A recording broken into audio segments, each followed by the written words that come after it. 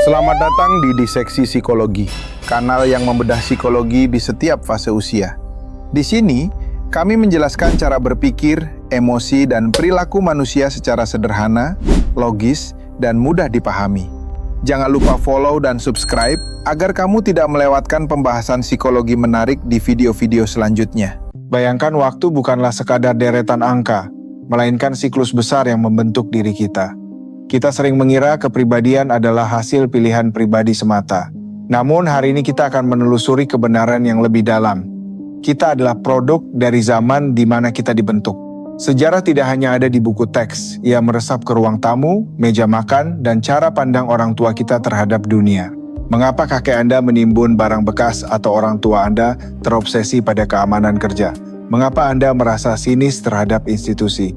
Jawabannya ada pada trauma dan kemenangan masa lalu.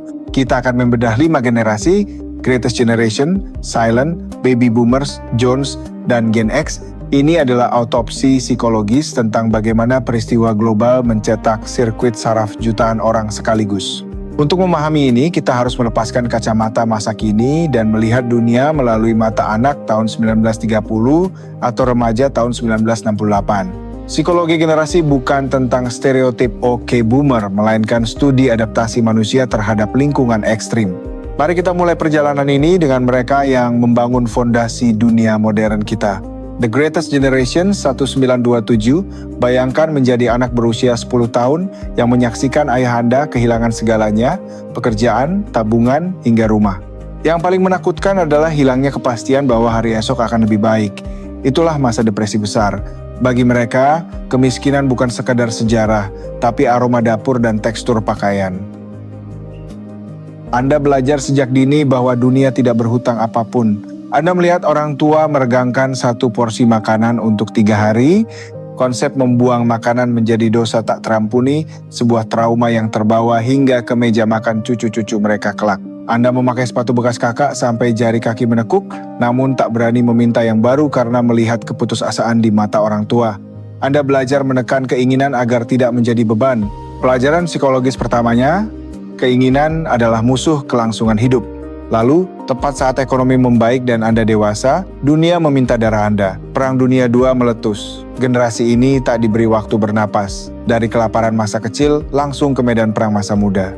Ini adalah penempaan besi di atas api. Remaja 18 tahun menyerbu pantai asing atau terbang di atas Eropa dengan harapan hidup dalam hitungan jam. Di rumah, mereka menjatah gula, menanam Victory Gardens, dan bekerja di pabrik hingga tangan retak. Tak ada yang bertanya apakah saya bahagia. Pertanyaannya hanyalah, apa tugas saya hari ini? Kesulitan ekstrim membentuk jiwa yang tangguh seperti batu karang. Bagi Greatest Generation, ketangguhan bukan pilihan gaya hidup, melainkan satu-satunya cara bertahan hidup. Mereka tidak memikirkan istilah resiliensi, mereka hanya menjalaninya setiap hari. Itulah mengapa mereka jarang bicara soal perasaan. Emosi mereka dalam, tapi berasal dari dunia di mana perasaan adalah kemewahan. Anda tidak memproses trauma saat peluru berdesing. Anda menguburnya dalam-dalam demi memenangkan perang dan memberi makan keluarga.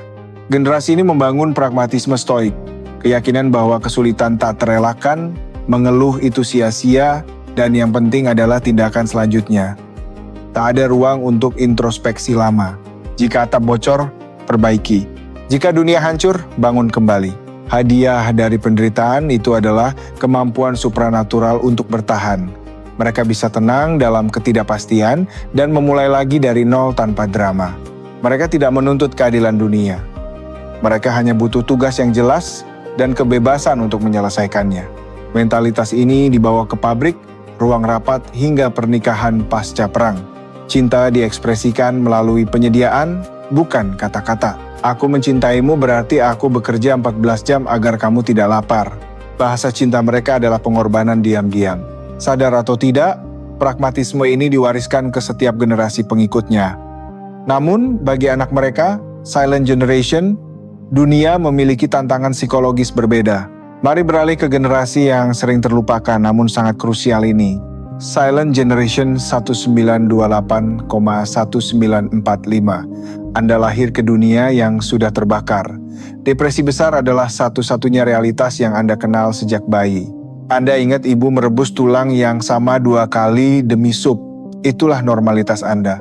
Di daerah pertanian Anda ingat langit hitam di siang hari karena badai debu Dust Bowl. Begitu tebal hingga ibu harus menaruh kain basah di wajah adik bayi agar bisa bernapas. Alam tampak memusuhi manusia, menanamkan rasa ketidakberdayaan yang mendalam. Keluarga mengungsi dengan truk tua menuju barat hanya untuk ditolak di perbatasan. Anda belajar bahwa Anda tidak diinginkan dan diam lebih aman daripada bertanya karena orang dewasa pun tak punya jawaban. Keheningan menjadi mekanisme pertahanan. Jangan menuntut, cukup bertahan. Lalu perang datang, tapi Anda terlalu muda untuk bertarung. Anda menyaksikan kakak dan tetangga pergi, sebagian tak kembali. Di dekat radio, Anda belajar bahwa dunia jauh lebih luas dan berbahaya daripada yang Anda kira. Saat perang usai, Anda sudah belajar. Tundukkan kepala dan jangan buat masalah. Anda melihat nasib mereka yang menonjol atau mempertanyakan otoritas.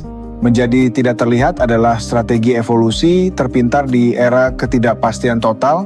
Kemudian datang era McCarthy dan Red Scare, ketakutan pada komunisme menyasar siapapun yang berbeda. Guru dipecat, aktor masuk daftar hitam, dan tetangga saling lapor. Ini adalah era paranoia yang dilembagakan.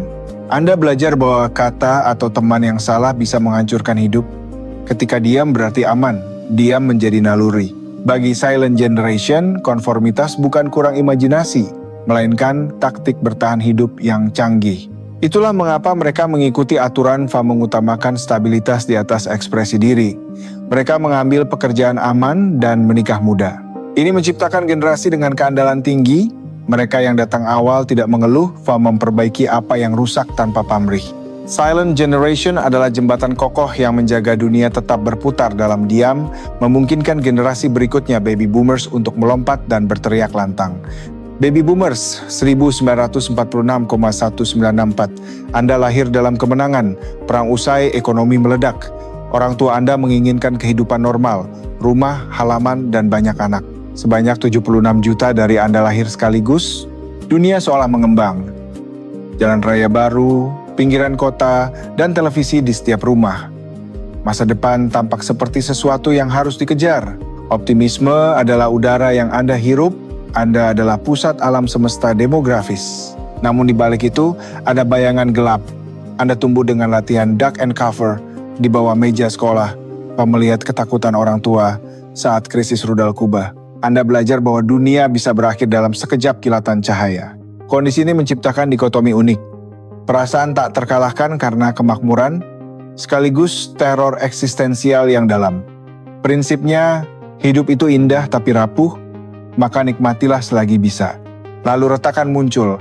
Anda menyaksikan pembunuhan JFK, Martin Luther King, Bobby Kennedy dalam waktu singkat. Ilusi keamanan runtuh di depan mata Anda. Pemuda 18 tahun dikirim ke perang Vietnam yang tidak masuk akal tanpa musuh jelas atau momen kemenangan. Hanya hutan dan berita pemerintah yang bertolak belakang dengan jumlah mayat yang terus meningkat. Itu perang pertama yang ditonton dari ruang tamu. Apa yang terlihat tidak cocok dengan informasi resmi? Ini momen kritis. Realisasi bahwa institusi yang dipercaya orang tua mungkin tidak pantas mendapatkan kepercayaan itu. Pengkhianatan itu mengubah cara Anda memandang otoritas. Berita menjadi bukti kebohongan. Boomers menjadi generasi pertama yang menuntut akuntabilitas dan turun ke jalan atas dasar prinsip. Namun ada kontradiksi. Generasi pemprotes sistem ini akhirnya menjalankan sistem tersebut. Hippies jadi CEO, radikal jadi senator.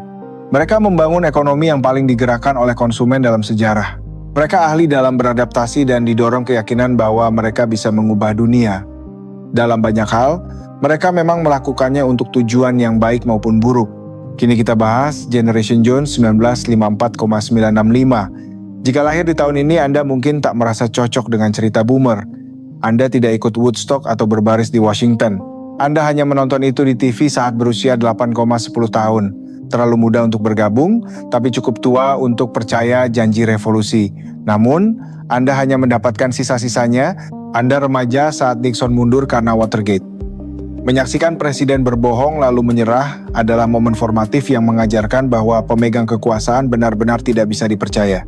Lalu di usia 18, Anda mendapat SIM tepat saat antrean bensin mengular akibat embargo minyak. Janji kebebasan jalan raya tiba-tiba digantikan oleh kelangkaan dan stagnasi. Harga naik saat pekerjaan hilang. Saat siap membeli rumah, suku bunga mencapai 18%. Boomer tua sudah membeli rumah murah, sementara Anda terlambat datang ke pesta. Itulah mengapa disebut Generation Jones dari istilah Jonesing yang berarti mendambakan sesuatu yang tak bisa dimiliki.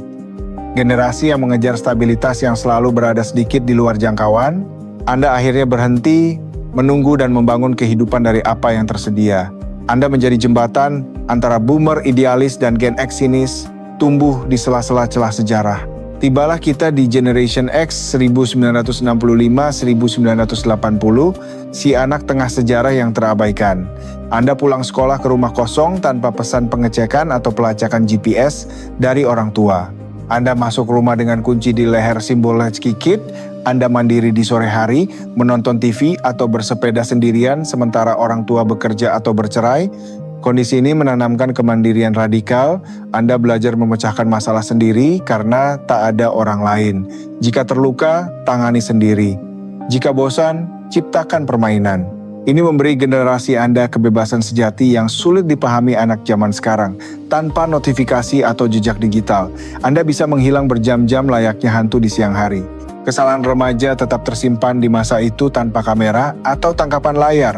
Anda punya ruang pribadi untuk mencari jati diri tanpa takut penghakiman permanen secara global. Namun ada sisi gelap. Anda menyaksikan resesi awal 80-an, jatuhnya pasar saham 87, PHK massal dan perampingan perusahaan menjadi kosakata akrab di rumah tangga Anda. Melihat tagihan berserakan di meja, Anda belajar loyalitas pada perusahaan tidak menjamin sebaliknya. Konsep pekerjaan seumur hidup sudah mati bahkan sebelum Anda mulai bekerja. Ini membuat Gen X bekerja keras tanpa mengharap jaminan masa tua dari pihak lain. Anda menjaga keahlian tetap tajam karena tahu tidak ada yang akan menjaga Anda kecuali diri sendiri. Sikap terserah whatever khas Gen X bukanlah ketidakpedulian, melainkan baju besi emosional karena sadar bantuan takkan datang menyelamatkan Anda. Gen X juga jembatan teknologi. Anda ingat dunia analog kaset dan telepon putar, sekaligus menjadi generasi pertama yang mengadopsi dunia digital sepenuhnya. Pola yang muncul bukan garis lurus, melainkan spiral adaptasi. Setiap generasi adalah reaksi atas generasi sebelumnya. Greatest Generation yang keras melahirkan Silent Generation yang patuh. Stabilitas Silent Generation memicu ekspresi diri boomer. Idealisme boomer yang kacau memaksa Gen X mandiri. Ini tarian abadi antara ketertiban dan kekacauan antara kita dan aku. Di seksi ini mengajarkan bahwa trauma bermutasi. Kelaparan fisik, depresi besar berubah menjadi kelaparan emosional boomer. Teror nuklir 50-an berubah menjadi kecemasan ekonomi 70-an. Cara kita diasuh adalah respon atas ketakutan orang tua. Kita sering mencoba memperbaiki masa kecil orang tua melalui anak-anak kita sendiri, baik menuju keamanan maupun kebebasan. Determinisme ekonomi juga berpengaruh. Lulus saat ekonomi booming membuat optimis, sementara saat resesi membuat defensif. Teknologi bertindak sebagai penguat cara otak memproses informasi. Radio menyatukan Greatest Generation, TV membawa dunia ke boomer, PC memberdayakan Gen X. Alat-alat ini mengubah cara kita berhubungan satu sama lain. Fondasi yang dibangun Greatest Generation masih menopang kita meski mulai retak. Kita merindukan kepastian moral mereka walau menolak kekakuannya. Silent Generation tetap mengamati dalam diam. Meski mungkin generasi terkaya, saat pensiun berkat disiplin, mereka tetap berhati-hati waspada terhadap perubahan mendadak. Boomer bergulat dengan penuaan relevansi di tengah kekuasaan politik mereka. Gen Jones masih terjepit merawat orang tua sekaligus menyokong anak-anak mereka yang sudah dewasa. Gen X kini di puncak karier membesarkan Gen Z dengan protektif reaksi atas masa kecil latchkey mereka. Generasi paling bebas ini malah menjadi orang tua helikopter. Label generasi adalah alat bantu, bukan takdir mutlak. Namun lensa ini membantu memahami arus bawah masyarakat. Di Indonesia, garis waktu bergeser namun temanya serupa. Greatest Gen kita adalah pejuang 45, boomer anak orde baru, Gen X peruntuh rezim tahun 98. Trauma 98 bagi Indonesia setara dampak Vietnam bagi Amerika. Momen itu membentuk Gen X Indonesia menjadi skeptis politik namun adaptif secara ekonomi. Psikolog menyebut ini memori kolektif, narasi budaya yang membentuk cara kita hidup. Sejarah bergerak dalam siklus. Kebangkitan, kebangunan rohani, penguraian, krisis. Kita tak bisa memilih waktu lahir, hanya bisa memainkan peran arketipe kita masing-masing. Memahami psikologi generasi seharusnya membangun empati. Lihatlah anak kelaparan dalam diri orang tua yang pelit atau dunia tak stabil yang diwarisi anak muda yang cemas. Setiap generasi merasa paling menderita dan mereka benar dengan caranya sendiri. Pelajaran terbesar adalah tidak ada yang datang menyelamatkan Anda. Anda harus menyelamatkan diri sendiri. Kini milenial Gen Z menulis bab mereka sendiri dibentuk pandemi krisis iklim. Mereka akan punya luka kekuatan super sendiri. Siklus pun berlanjut. Dari debu Oklahoma hingga antrean bensin, peristiwa eksternal menjadi realitas internal. Kita adalah benua yang saling terhubung oleh waktu, mewariskan perasaan dari generasi ke generasi. Tanyakan pada orang tua soal ketakutan mereka, atau kakek nenek soal masa sulit mereka. Jawaban itu menjelaskan diri Anda lebih dari tes kepribadian manapun. Menjadi manusia berarti membawa beban kebijaksanaan masa lalu ke masa depan. Tetaplah bertanya mengapa kita bertindak takut pada hal tertentu. Terima kasih telah menemani perjalanan melintasi 1 abad jiwa manusia. Jika merasa terhubung, bagikan ini dengan generasi lain dalam hidup Anda. Jangan lupa like dan subscribe, tulis di komentar generasi mana Anda, apa hal yang paling mendefinisikan masa kecil Anda. Minggu depan, kita bedah psikologi uang, bagaimana trauma masa kecil membentuk dompet Anda. Sampai jumpa di Diseksi Psikologi berikutnya. Saya Nara Pratama, ini adalah Diseksi Psikologi. Terima kasih telah menemani kami dalam perjalanan melintasi 1 abad jiwa manusia. Tetaplah penasaran, tetaplah bertanya, mengapa? Mengapa kita bertindak seperti ini? Mengapa kita takut pada hal itu?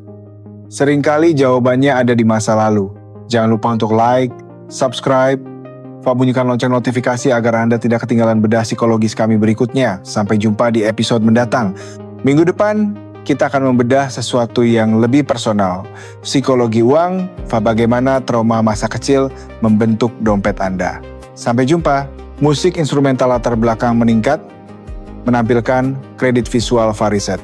Musik fade out, layar akhir,